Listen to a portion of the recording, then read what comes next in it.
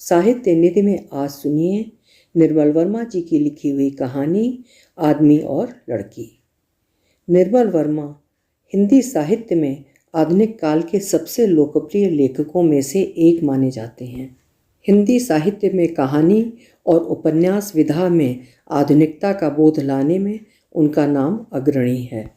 साहित्य में उनके विशेष योगदान के लिए उन्हें कई पुरस्कारों से सम्मानित किया जा चुका है। इनमें ज्ञानपीठ पुरस्कार, पद्म भूषण व साहित्य अकादमी पुरस्कार जैसे सर्वोच्च सम्मान शामिल हैं। निर्मल वर्मा जी हिंदी साहित्य के उन विख्यात लेखकों में से एक हैं जिनकी कई रचनाओं को स्कूल व कॉलेजों के सिलेबस में पढ़ाया जाता है। इसके साथ ही यूजीसी और नेट में हिंदी विषय से परीक्षा देने वाले विद्यार्थियों के लिए भी निर्मल वर्मा जी का जीवन परिचय और उनकी रचनाओं का अध्ययन करना आवश्यक हो जाता है। प्रस्तुत है कहानी आदमी और लड़की। उसने दुकान का दरवाज़ा खोला तो घंटी की आवाज़ हुई टन। जब वो भीतर आया और दरवाज़ा मुड़कर देहरी से दोबारा सट गया तो घंटी दोबारा बजी, इस बार 2 बार टन टन। ये दूसरी आवाज़ काफ़ी देर तक गूंजती रही। ये चेतावनी थी कि कोई भीतर आया है। दुकान में कोई नहीं था। उसे हमेशा लगता था कि यदि वो शेल्फ से 2-4 किताबें उठाकर भाग जाए तो किसी को पता भी नहीं चलेगा। ये उसका भ्रम था। घंटी बजते ही काउंटर के पीछे 2 आँखें उसे अनजाने में ही पकड़ लेती थीं, आँखें जो नीली थीं और गीली भी। ऐनक के पीछे 2 डबडबाए धब्बे उसे निहार रहे थे। वो किताबों की अलमारियों के बीच रास्ता टटोलता हुआ काउंटर के सामने आ खड़ा हुआ। क्या हाल है? उसने पूछा। अधेड़ मैनेजर ने उसकी ओर देखा, फिर कंधे उचका दिए, जिससे कुछ पता नहीं चला कि वो कैसे मूड में है। सर्दी शुरू हो चली है, उसने कहा। मौसम का ख्याल अचानक उसे मैनेजर की मूछें देखने पर हो आया था, जो इतनी सफ़ेद थीं मानो अभी अभी उन पर ताज़ा बर्फ़ गिरी हो। होगी ही, बूढ़े ने तटस्थ भाव से कहा। अक्टूबर का महीना है, अभी हीटिंग शुरू नहीं हुई। नवंबर से पहले चाहे बर्फ़ ही क्यों ना गिरने लगे। बूढ़ा बहुत ही महीन भाव से सरकार पर कटाक्ष करता था। मुद्दत पहले वो दुकान का मालिक था, अब नए तंत्र के नीचे सरकार उसकी मालिक थी। उन किताबों की भी जो उसके बाप दादाओं ने पहली लड़ाई के ज़माने से जमा की थीं। दुकान वही थी, लेकिन रातों रात कानून की लकीर उसके और बाप दादा की विरासत के बीच एक खाई सी खोल गई थी। काउंटर पर वो अब भी बैठता था, पहले की तरह, लेकिन अब किताबों से उसका रिश्ता कुछ वैसा ही था जैसे कोई बाप जीते जी अपने बच्चों को अनाथालय में देखता है। आप सोचते हैं क्या बर्फ़ गिरेगी? आदमी ने पूछा। बूढ़े ने ऐनक उतारी, मैले रुमाल से शीशे साफ किए, फिर नाक सिनकी। बर्फ़ और मौत घंटी बजा कर नहीं आती। उसे लगा जैसे बूढ़े का इशारा उसकी तरफ है। पिछले दिनों जब कभी वो दुकान की घंटी बजाता था, बूढ़े के चेहरे पर एक बेचैन सी झुंझलाहट झलक आती थी। सीधे सीधे कुछ नहीं कहता था, पर लगता था जैसे उसे सामने देखकर पिछली ज़िंदगी की सारी शिकायतें खुल जाती थीं।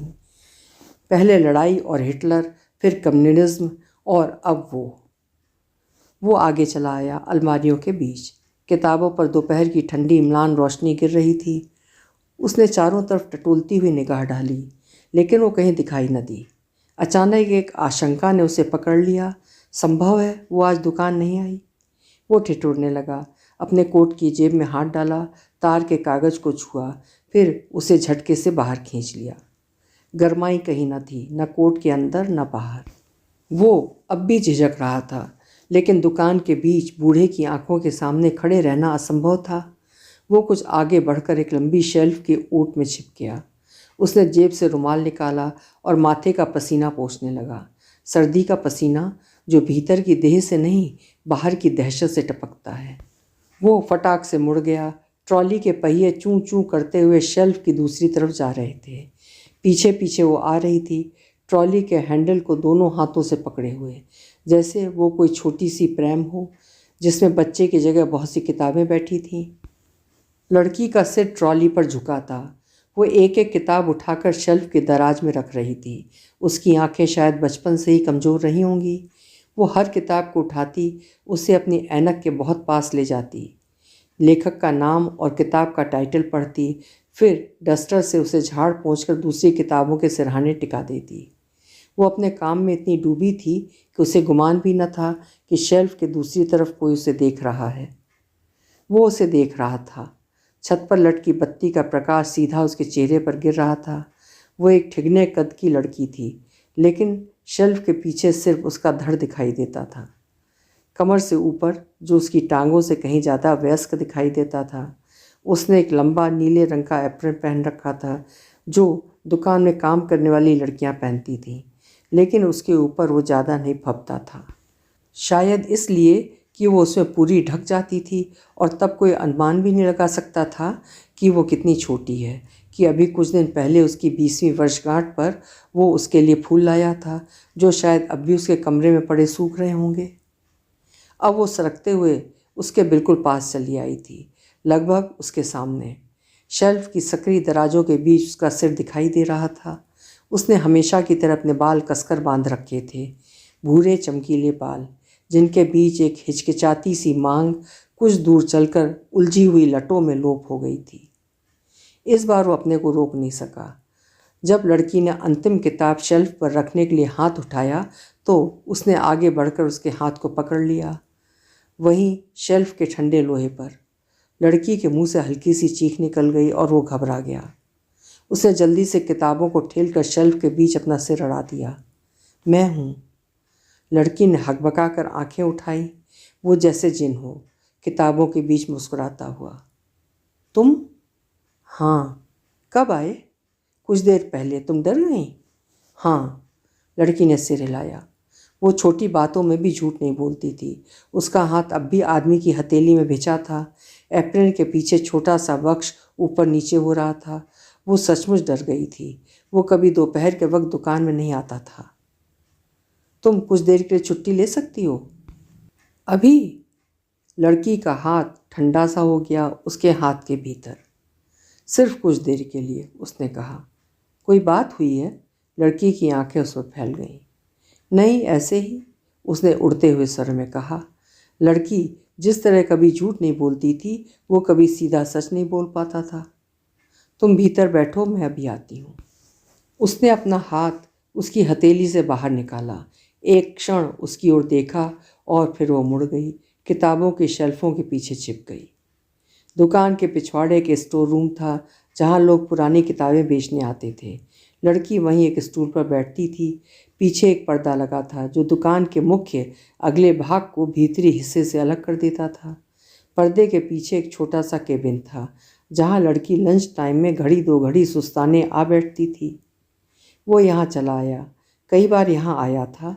हर बार एक अजीब सा भ्रम पकड़ लेता, मानो ये दुकान नहीं, लड़की के घर का प्राइवेट कमरा हो। वहाँ बाहर की कोई आवाज़ नहीं आती थी, न आदमियों का शोर, न ट्रैफिक का कोलाहल। सिर्फ ट्रॉम की गड़गड़ाहट जरूर सुनाई देती थी, बहुत गूढ़ और धीमी, जैसे कहीं दूर शहर के किनारे पर बादल कड़क रहा हो। वो बेत की आराम कुर्सी पर बैठ गया। कमरे में अंधेरा उतना नहीं था जितना रोशनी का अभाव। न कोई खिड़की, न रोशनदान, सिर्फ किताबों की बासी बू और दीवार के पीछे चूहों की सरसराहट। एक छोटी सी मेज पर चाय कॉफ़ी का सामान रखा था। पुराने सिलाबी बिस्कुट और ब्राउन रोटी की स्लाइसें हमेशा तैयार रहती थीं। कभी लड़की को भूख लगती, वो जल्दी से भीतर आकर कुछ ना कुछ पेट में डाल जाती थी। उसने पहली बार लड़की के इस केबिन को देखा था। वो अपनी कुछ पुरानी किताबें बेचने आया था। लड़की काउंटर के पीछे स्टूल पर बैठी डबल रोटी की एक स्लाइस कुतर रही थी। गोद में ब्राउन रंग का अधबुना स्वेटर पड़ा था, जिसकी ऊनी देह में 2 सिलाइयाँ घुपी थीं। उसकी आहट सुनकर लड़की हकबका कर उठकर खड़ी हुई, और तब पहले दिन पहली बार उसने लड़की के चेहरे को देखा था। वो मार्च का दिन रहा होगा और अब अक्टूबर ख़त्म हो रहा था। इन 7 महीनों में वो तकरीबन अपनी सब किताबें बेच चुका था, जिन्हें वो अपने देश नहीं ले जाना चाहता था। पुराने शब्दकोश, टूरिस्ट गाइड्स और वे सब उपन्यास जिन्हें लड़की दुकान के लिए खरीद लेती थी और खाली समय में खुद पढ़ती थी। उसे जानकर काफ़ी हैरानी हुई थी कि वो अंग्रेजी पढ़ लेती थी और थोड़ी बहुत बोल भी लेती थी। दरअसल अंग्रेजी को लेकर ही उनके बीच बोलचाल का सिलसिला शुरू हुआ था। एक दिन जब वो कुछ किताबें बेचने आया, वो कुछ देर तक उन्हें उलट पुलट कर देखती रही, फिर अचानक बोली, क्या आपके देश में सब लोग अंग्रेजी बोलते हैं? नहीं, ऐसा नहीं है, उसने कहा, मैं भी ठीक से नहीं बोल पाता। आप बहुत अच्छा बोलते हैं, उसने बहुत उदासीन भाव से कहा, फिर उसकी ओर से आंखें मोड़कर किताबों को समेटने लगी। मैं अभी आती हूँ। उसने किताबों का बंडल उठाया और पार्टीशन के पीछे चली गई। वो सोचने लगा, पता नहीं आज कितनी किताबें चुनी जाएंगी। वहाँ कुछ ऐसा ही सिस्टम था। लड़की किताबों को मैनेजर के पास ले जाती, वो उनमें से उन्हें चुन लेता जो खरीदने लायक होती, बाकी वापस लौटा देता। सारा व्यापार जुए के खेल जैसा होता था। किताबों को चुनने और ठुकराने का कोई ठोस आधार रहा हो, ये उसे कभी समझ में नहीं आया। जब कभी लड़की से वो इसके बारे में पूछताछ करता तो वो अक्सर टाल जाती थी। जब वो बहुत जोर डालता, मतलब बाद के दिनों में, तो वो झुंझला कर कहती, हम वही किताबें पढ़ते हैं जो हमारे लिए ठीक हैं। सौभाग्य की बात कहिए, उस दिन सब किताबें ठीक निकली, तकरीबन सब, सिवाय एक किताब के जो मैनेजर ने वापस भिजवा दी, रेक्विएम फॉर द नन। लड़की ने कुछ कौतूहल से उसकी ओर देखा। क्या यह कोई धार्मिक किताब है? नहीं, उसने कहा, यह एक वेश्या के बारे में है। वो देखना चाहता था उस पर क्या प्रतिक्रिया होती है। धर्म और रंडीबाजी दोनों ही वहाँ वर्जित थे, किंतु लड़की के चेहरे पर कोई भाव नहीं आया। उसने चिमड़ पेपर बैग को धीरे से काउंटर के नीचे सरका दिया, जिसे छिपाना भी नहीं कहा जा सकता था। काउंटर के नीचे वाली दराज उसकी अपनी थी, जिसमें वो दिन का टिफ़िन, रुमाल, तौलिया और घर की चाबियां रखती थी। पता नहीं उसकी कितनी किताबें उस काउंटर के भीतर गायब हो गई थीं। आज आपको काफ़ी पैसे मिलेंगे। उसने सरसरी निगाह से बिल को देखा, जो खट खट करता हुआ कंप्यूटर मशीन के बाहर निकल आया था। उसका मन हुआ एक बार झांक कर बिल को देखे, फिर वो अपने को रोके रहा। यदि कमरे का चौथाई किराया भी निकल सके तो बाकी पैसे जुटाने में ज़्यादा मुश्किल नहीं पड़ेगी। मालूम है कितना है? उसने बिल को मशीन से खींचकर उसके सामने रख दिया। 40 क्राउन। पहले क्षण विश्वास नहीं हो सका। पहले कभी उसे अपनी किताबों के लिए इतनी बड़ी रकम नहीं मिली थी। लड़की उसकी ओर विजुअल्ला से मुस्कुरा रही थी। इतना कैसे? उसने पूछा। ऐसे ही, लड़की ने कहा, ये अच्छे दिन हैं। अच्छे दिन? दुकान के भीतर लड़की की भाषा मोहनजोदड़ो की लिपि जैसी होती थी। छिपे मतलब बहुत कुछ और देखो तो कुछ भी नहीं। कभी कभी रात को नींद न आने पर बिस्तर पर पड़े पड़े एक कंगला वाक्य, कोई लूला लफ्ज़ अंधेरे में चमक जाता, लड़की के साथ चिपका हुआ। अच्छे दिन, बुरे दिन, काफ़ी बुरे दिन। सबसे बुरे दिन वे होते जब लड़की उसकी सब किताबें वापस कर देती, खेत भरी निगाहों से उसकी ओर देखती, आज कुछ भी नहीं, और वो सब किताबों को अपने डफल बैग में ठूंस कर बाहर सड़क पर आ जाता। दुकान की लंबी शीशेदार खिड़की पर एक छाया खड़ी हो जाती। वो देखती कि वो जा रहा है। वो सोचता, अगली बार कौन सी किताबें लाऊंगा जो खरीदने लायक होंगी। लड़की सोचती, कैसा आदमी है जो सिर्फ अंग्रेजी किताबों को बेचने आता है। मैनेजर सब कुछ देखता, ऊँघने लगता, सोचता, वो किताबों के लिए नहीं, लड़की से मिलने आता है। लेकिन इस उम्र में? लड़की भीतर आई। वो अपना लंच का टिफ़िन लेकर आई थी। वो देहरी पर ठिठक गई और उसे देखने लगी। आदमी कुर्सी के सिरहाने सिर टिकाकर आंखें मूंदे बैठा था। उसके चेहरे पर एक महीन सी थकान थी, मानो उसकी नींद का फ़ायदा उठाकर न केवल बीते हुए वर्ष बल्कि आने वाली उम्र भी उसके चेहरे पर सरक आई हो। लड़की कुछ देर चुपचाप उसके चेहरे को देखती रही। कोई और दिन होता तो आदमी का इस तरह अचानक दुकान में प्रकट हो जाना उसे अच्छा लगता, लेकिन आज उसे ये अपशगुन सा जान पड़ा। उसे प्रेतों में विश्वास नहीं था, किंतु आज जब उसने आदमी को किताबों की शेल्फ के पीछे देखा, पुराने ओवरकोट के गर्द भरे कॉलर जो काले डैनों से उसकी गर्दन पर उठे थे, तो अवाक सी उसे देखती रही थी, जैसे आदमी के वेश में कोई दूसरा आदमी उसे ताक रहा है। दूसरा आदमी? वो धीरे से आगे बढ़ी। उसे संभालने को मन हुआ, किंतु फिर हाथ रोक लिया। सोने दो, उसने सोचा, अभी काफ़ी समय है। दोपहर के समय कोई ग्राहक नहीं आता। वो अपना टिफ़िनदान खोलने लगी। ब्राउन रोटी की सैंडविच जिसके भीतर सलामी दबी थी, एक छोटी बोतल में योगर्ट, चीज़ के क्यूब, सिरके में भीगा खीरा। यही उसका लंच था जो वो हर रोज़ अपने साथ लाती थी। अगर उसे मालूम होता कि वो भी आ रहा है तो उसके लिए भी कुछ ले आती। उसने कितनी बार आदमी से कहा था कि उसे घर में खाना बनाने की ज़रूरत नहीं, दोपहर का खाना वे एक साथ दुकान में खा सकते हैं, लेकिन आदमी हर बार इनकार कर देता था, जैसे दिन की रोशनी में उससे मिलना खतरनाक हो। दिन के समय वो उससे तभी मिलता था जब कोई ऐसी ज़रूरत हो जिसे टाला ना जा सके। लेकिन आज क्या ज़रूरत है? वो कल रात ही तो उससे मिली थी। वो कॉफ़ी के लिए पानी गर्म करने उठी तो देखा आदमी की आंखें खुली हैं। पता नहीं कितनी देर से वो उसकी हरकतों को देख रहा था। कुछ खाओगे? लड़की ने पूछा। आदमी ने सिर हिलाया, फिर सीधा होकर बैठ गया। आंखें सुर्ख थीं और शेव के बाद भी गालों पर पिछली रात की परछाई बिछी थी। उसने आंखें मली और बालों को पीछे समेट लिया। याद नहीं आया वो सो गया था। सपने की एक चिंदी अब भी डोल रही थी। धीरे धीरे वो गायब हो गई और उसकी जगह लड़की दिखाई देने लगी। लड़की ने अपना एप्रन उतार दिया। अब वो हरे रंग की स्कर्ट पहनी थी जो हमेशा उसके घुटनों तक आकर रुक जाती थी। काली नायलॉन की जुराबों के पीछे उसकी टांगों का भूलापन झांक रहा था। कमर पर काले रंग की पेटी कसी थी, बिल्कुल स्कूली लड़कियों की तरह, जिसके ऊपर भूरे रंग का ढीला ढाला कार्डिगन लटक रहा था। लड़की का चेहरा छिपा सा जान पड़ता था, लेकिन देह हमेशा खुली और उजली दिखाई देती थी। दूसरी लड़कियों से बिल्कुल उल्टी, जिनका चेहरा सार्वजनिक होता है जबकि देह बहुत प्राइवेट जान पड़ती है। पानी उबलने लगा था। अचानक भाप का झोंका उठा और लड़की झुक गई। 2 मगों में कॉफ़ी डाली और जब मुंह उठाया तो होंठ खुल से गए। पसीने की बूंद माथे पर चमक रही थी। घर से आ रहे हो? आदमी कुछ हिचका। वो घर से आ रहा था, लेकिन सीधे नहीं। उसका हाथ जेब में गया, फिर वही ठिठका रहा टेलीग्राम पर। इंस्टीट्यूट गया था, उसने कहा। पूरा कर लिया? लड़की हमेशा यही एक प्रश्न पूछती थी। नहीं, एडवांस मांगने गया था, उसने कहा। कितने पेज करने हैं? आखिरी चैप्टर बचा है, बाकी सब टाइप करना है। क्या वे टाइप भी नहीं करवा सकते? लड़की ने कुछ झुंझला कर कहा। एक ही अंग्रेजी टाइपिस्ट है और वो छुट्टी पर गया है। आदमी धीरे धीरे उसका हाथ सहलाने लगा। एक दूसरे की चिंताओं को ढांपने का यही एक तरीका बचा था।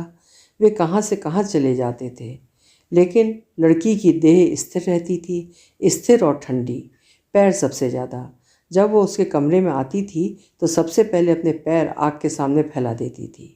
उसे काफ़ी हैरानी होती थी कि इतनी कम उम्र में लड़की के हाथ पैर इतने सुन्न रहते थे। कितने दिन में देना है? लड़की ने पूछा। 10 दिन, ज़्यादा से ज़्यादा 15 दिन। क्यों? क्या मैं कर सकती हूँ? तुम? आदमी के चेहरे पर थकी सी मुस्कुराहट चली आई। क्यों नहीं, हर शाम किया करूँगी। लड़की ने हाल ही में टाइप करना सीखा था, अंग्रेजी टाइपराइटर पर।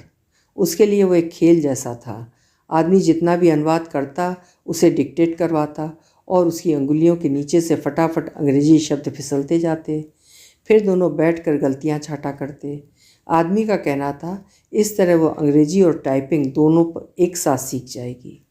लेकिन उसे सीखने की चाह उतनी नहीं थी जितना सुकून सा मिलता था।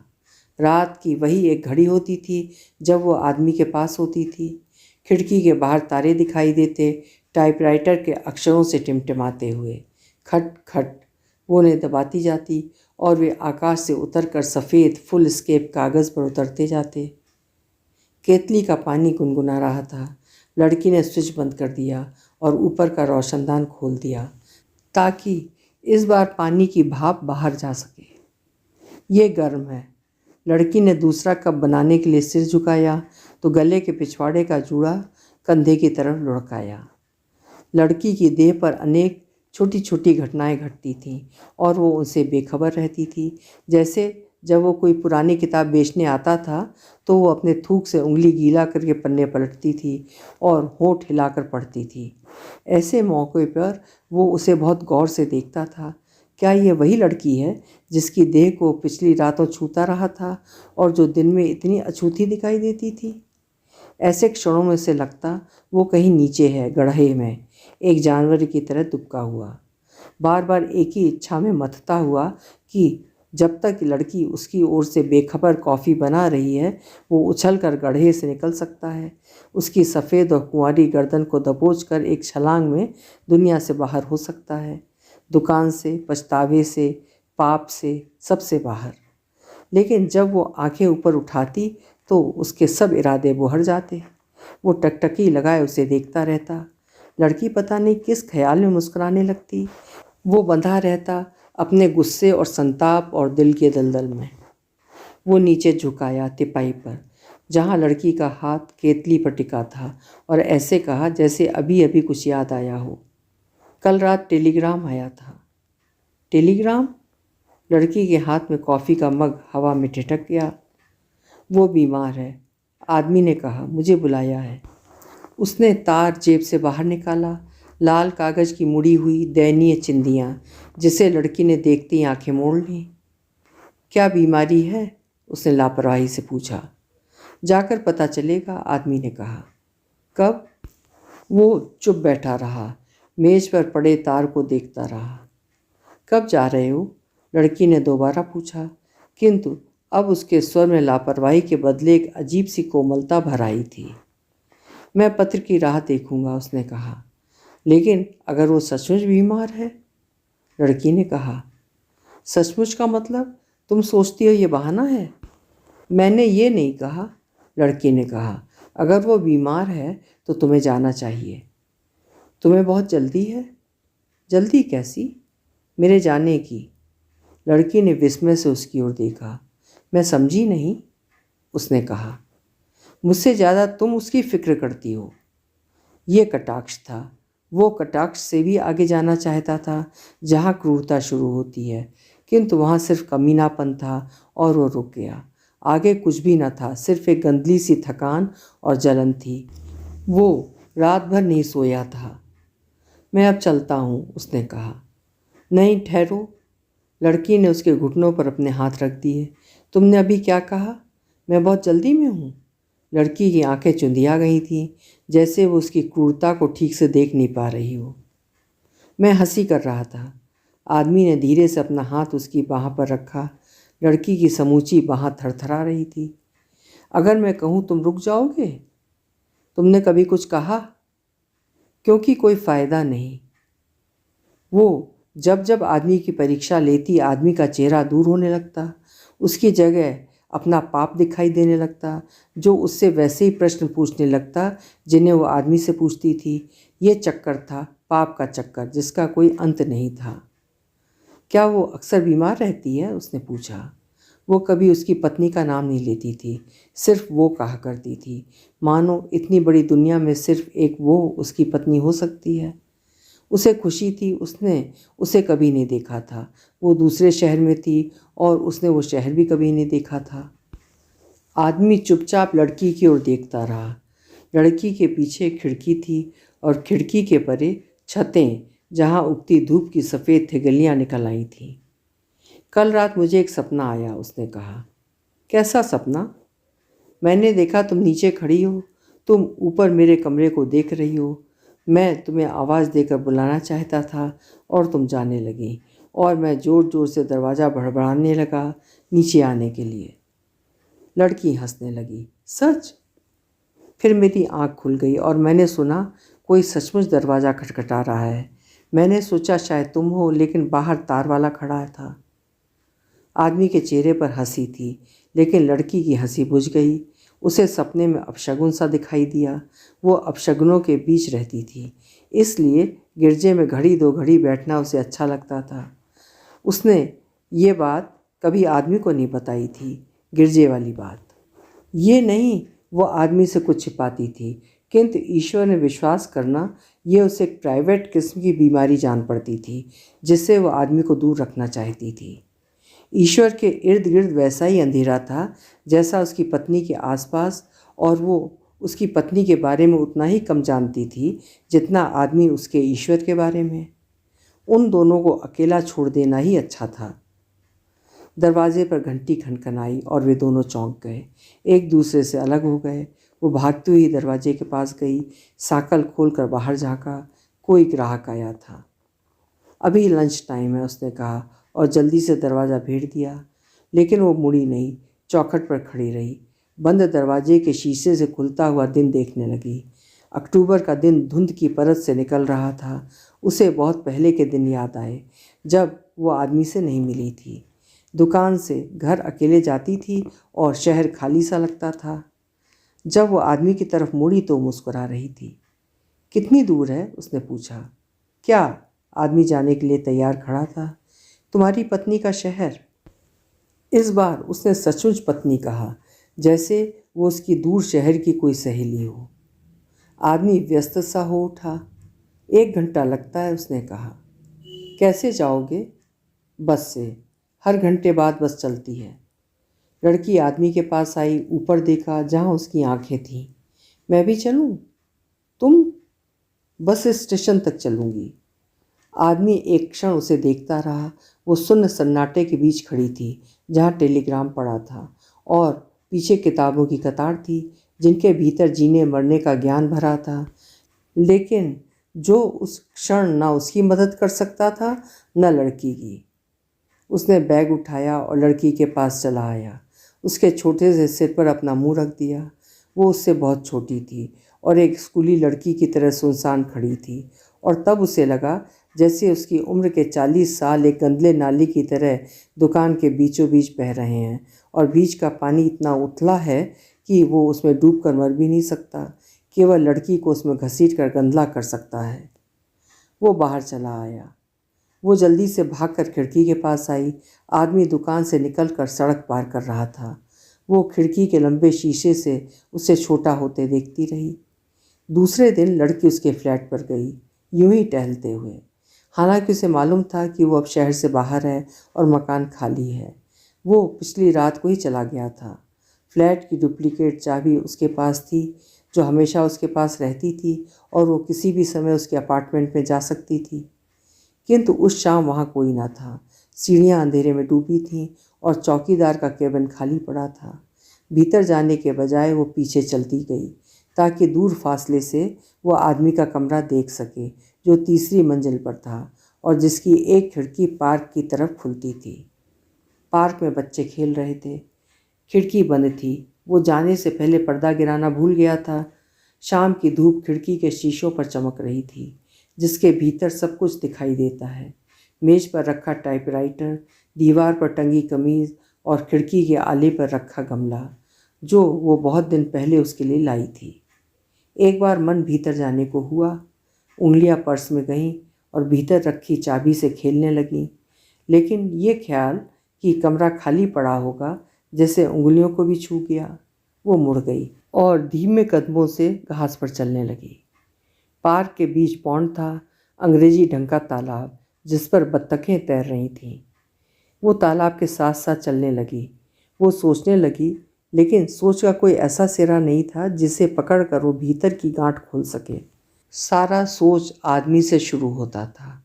जब वो पहली बार दुकान में आया था, वो एक साधारण सा दिन था, लेकिन तब उसे नहीं मालूम था कि उसके साथ रिश्ता इतना असाधारण हो जाएगा कि वो दिन रात उसके बारे में सोचा करेगी। जब वो अपनी किताबें काउंटर पर छोड़कर चला जाता तो वो उसके पन्ने पलटने लगती।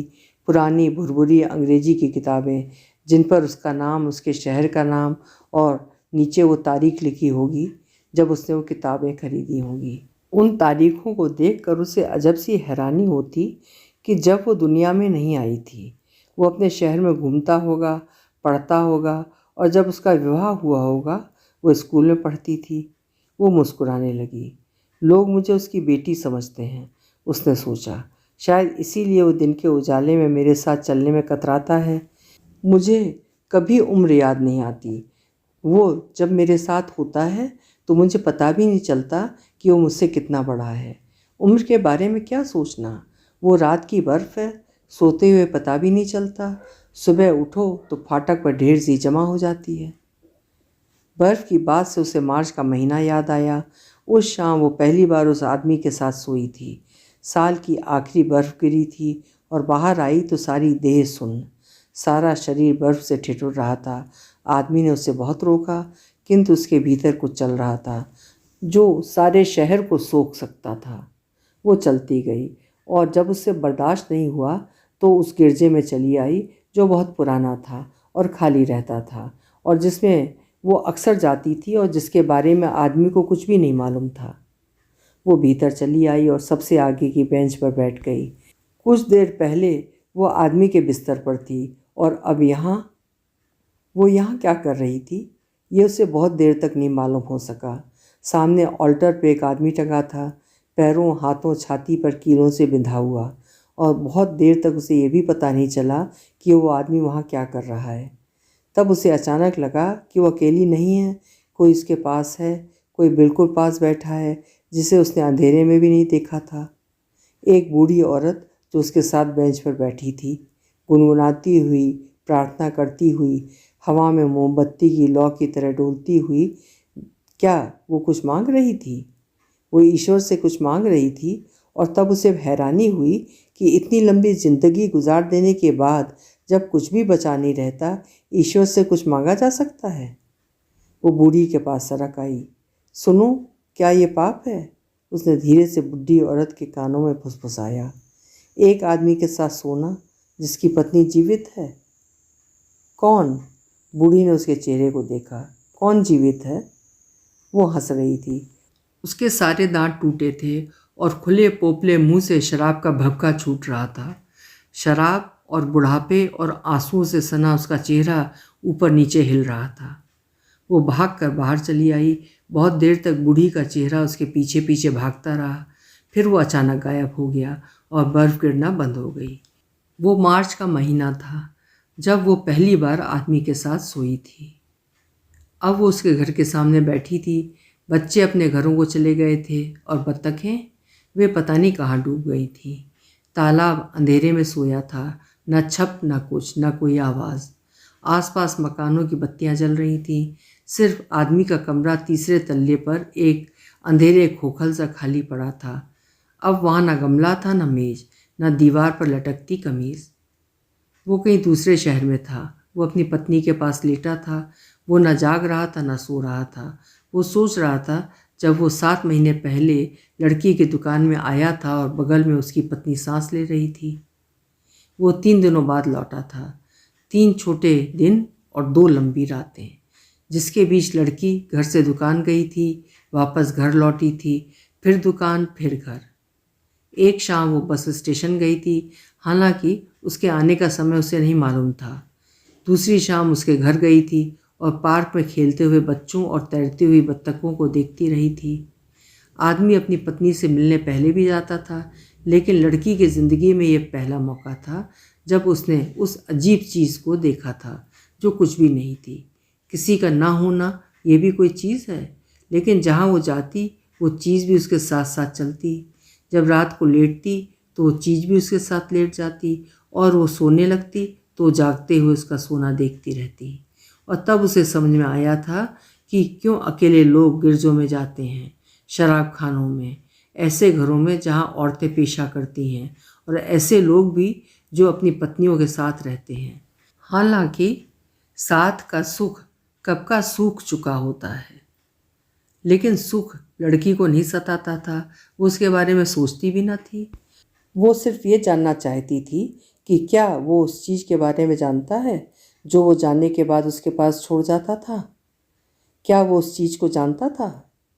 कभी कभी उसे लगता था उसे जानता है, इसीलिए उससे अलग होना चाहता था, किंतु वो अलग होता नहीं था।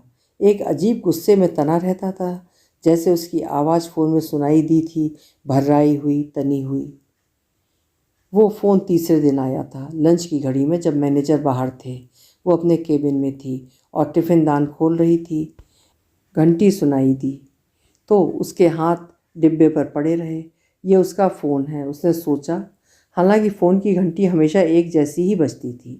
वो किताबों की अलमारियों के बीच भागती हुई काउंटर पर आई, फ़ोन उठाया, आदमी की आवाज़ सुनी, और जब वापस अपने केबिन में आई तो उसे खिड़की के बाहर पेड़ दिखाई दिया, सड़क दिखाई दी, सामने की दीवार पर पोस्टर दिखाई दिया जिसका एक सिरा उखड़ कर हवा में फड़फड़ा रहा था। 3 दिनों बाद वो अपने शहर को नए सिरे से देख रही थी। फ़ोन की आवाज़ अब भी उसके भीतर थी, एक उदास नाराज़गी में दबी हुई। पता नहीं वो उससे क्यों तना था। उसने ये भी नहीं पूछा कि उसके ये दिन कैसे बीते। 3 दिन अपनी पत्नी के साथ रहकर उस पर गुस्सा जताना, क्या वो पागल था? उसने जल्दी जल्दी वे किताबें बैग में डाली जो वो उसके लिए जमा करती थी। अंडरग्राउंड किताबें जिन्हें ना दिखाया जा सकता था ना बेचा जा सकता था, जो गोदाम में पड़ी सड़ा करती थी। वो अपने पैसों से उन्हें खरीदा करती थी और गोदाम के अंधेरे कोने में जमा करती जाती थी। वो उन्हें एक एक करके अपने बैग में रखने लगी। फिर उसके हाथ ठिठक गए। उसे लगा वो आदमी को देख सकती है। वो अकेला अपने कमरे में बैठा होगा। सर्दी का धुंधला दिन, टाइपराइटर और खाली कोरे पन्ने जिन्हें वो जाने से पहले जो का त्यों मेज पर छोड़ गया था। वो उकड़ू बैठा था। वो आग जला रहा था। वो अखबार के कागजों को अंगीठी में झोंक रहा था, जिसका धुआं ऊपर उठता था, चिमनी में जाता था, खांसने लगता था, फिर लौटकर पानी बन जाता था। आदमी बार बार अपनी कोहनी से आंखें पोंछने लगता। लड़की काउच पर लेटी थी। सिरहाने पर कुशन था, कुशन के नीचे किताबों का बैग, बैग के ऊपर टिफिनदान जिसके भीतर से सलामी और खट्टे दही की गंध आ रही थी। उसकी आंखें खुली थीं, सिर मुड़ा था। वो आदमी की पीठ देख रही थी, जहां उसकी कमीज पैंट से बाहर निकल आई थी और नीचे झूल रही थी। आदमी ने सिर मोड़ा तो आग की लपटें भी उठने लगीं। धुएं के पीछे लड़की का चेहरा दिखाई दिया। डबडबाती आंखों में आग और लड़की एक दूसरे की बाहों में तैर रहे थे। वो उठ खड़ा हुआ। वो काउच के सिरे पर आकर बैठ गया, जहाँ लड़की का सिर कुशन पर टिका था और पांव नीचे लटक रहे थे। और तब उसे ध्यान आया कि लड़की के पांव बहुत ठंडे रहते थे, नायलॉन जुराबों के बीच सिकुड़े हुए। लड़की इतनी स्थिर थी कि पैरों का हिलना उसे धोखा सा जान पड़ा। ठंड तो नहीं लग रही? उसने कहा।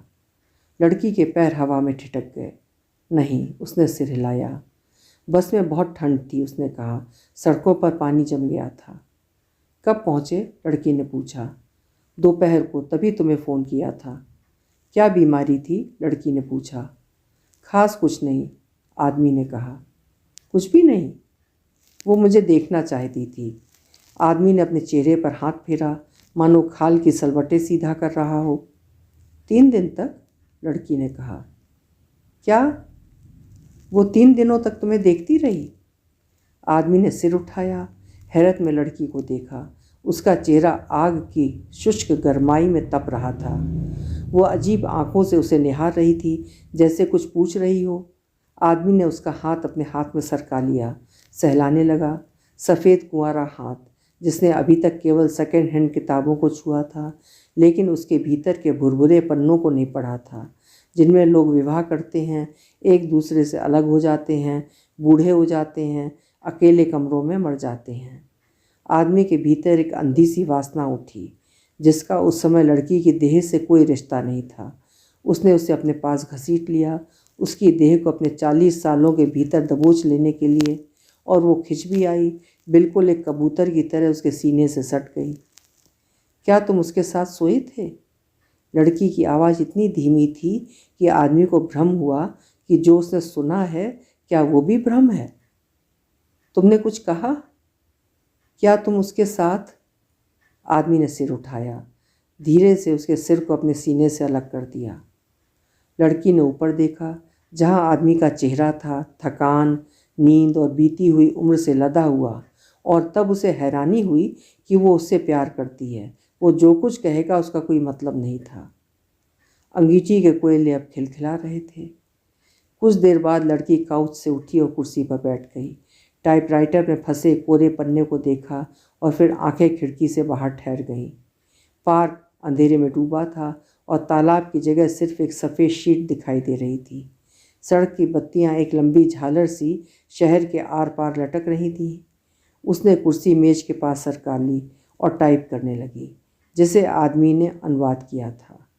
टाइप करते हुए उसे अजीब सा सुकून मिलता था, जैसे वो 2 भाषाओं के बीच फैले जंगल में अकेली, निर्लिप्त और सब खतरों से मुक्त घूम रही है। जबकि पीछे काउच पर लेटा आदमी उसे देख रहा था। वो उसके झुके हुए सिर को देख रहा था, जिस पर भूरे बालों का जूड़ा शिथिल सा हो गर्दन पर लुढ़काया था। वो उसके अनुवाद को पढ़ती तो होंठ हिलने लगते। फिर उन्हीं फड़फड़ाते शब्दों को जल्दी जल्दी कागज़ पर टीपने लगती। वो उसकी पत्नी को भूल गई थी। वो अब उससे अलग हो गई थी। सिर्फ कभी कभी सिर उठाकर किसी शब्द का मतलब पूछ लेती थी और वो सोचने लगता, पिछली रात वो पत्नी के साथ था और अब यहाँ। कल दोपहर के समय वो किताबों की दुकान में आएगा, लड़की से झूठ बोलेगा, पत्नी के पास जाकर लौट आएगा। इसी तरह दिन बीतेंगे। इसका कोई मतलब है? आदमी ने हाथ आगे बढ़ाया, धीरे से लड़की की पीठ को छुआ और वो चौंक गई। मुड़कर आदमी को देखा। पीले चेहरे पर दुबली सी मुस्कुराहट चली आई। कुछ चाहिए? अब रहने दो, बाकी कल कर लेना, आदमी ने कहा। बस थोड़ा सा बचा है, तुम सो क्यों नहीं जाते? क्या इतनी उम्र में लड़कियां माँ बन जाती हैं पत्नी होने से पहले? उसने आंखें मूंद लीं। पलकों के भीतर अंधेरे पर टाइपराइटर सिर्फ एक शब्द गोद रहा था, नींद नींद नींद, और नींद कहीं ना थी। बहुत गई रात तक लड़की टाइप करती रही। वो धीरे धीरे चैप्टर के अंतिम अंश तक पहुंच गई थी। कहानी के काले जंगल में जब कभी वो बीच में अटक जाती तो कभी आदमी, कभी शब्दकोश उसका हाथ पकड़कर अंधेरी खाई पार करवा देते और वो अर्थ की खुली रोशनी में आ जाती। दोबारा चलने लगती। इस तरह रेंगते हुए जब वो अंतिम पंक्ति पर पहुंची तो कुछ देर तक फुल स्टॉप की काली बिंदी पर ठिठकी रही। कागज़ के बाकी हिस्से को देखती रही जो खाली पड़ा था, उन 3 दिनों की तरह खाली जब वो अपनी पत्नी के साथ था और वो अकेली शहर की सड़कों पर घूमती थी। और तब उसे अजीब लगा कि खालीपन का मतलब ना वो आदमी से पूछ सकती है, ना शब्दकोश उठाकर देख सकती है। उसने खट से कागज़ बाहर निकाला, टाइपराइटर को बंद किया और कुर्सी को पीछे ढकेला और बीच कमरे में आकर खड़ी हो गई। फर्श पर किताबों की पोटली रखी थी और आदमी उससे बेखबर काउच के सिरहाने लेटा था। अचानक उसे लगा कि अगर वो जीना उतर कर नीचे चली जाए तो किसी को पता भी नहीं चलेगा। फिर ध्यान भटक गया। खिड़की के शीशे पर रात का पतंगा फंस गया था, कभी ऊपर जाता था कभी नीचे।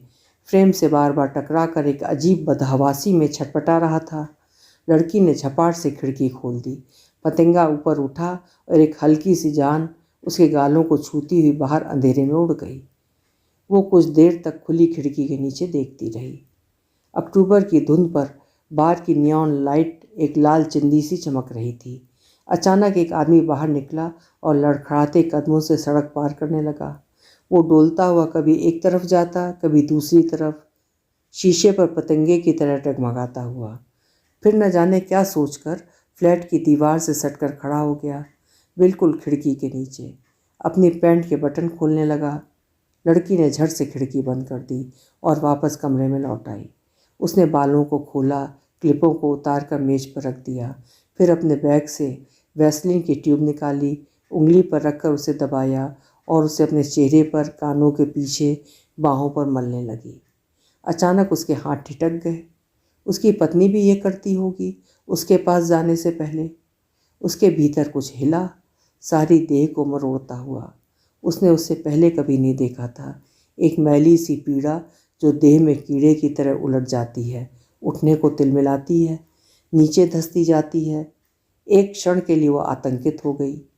हलक में राख अटकने लगी। वो मुंह पर हथेली दबाकर बाथरूम में भाग गई। बेसन पर दोहरी होकर झुक गई। देह में जो कुछ उलट गया था वो एक ही उल्टी में बाहर निकल आया, पानी में एक पीले चकत्ते सा तैरता हुआ।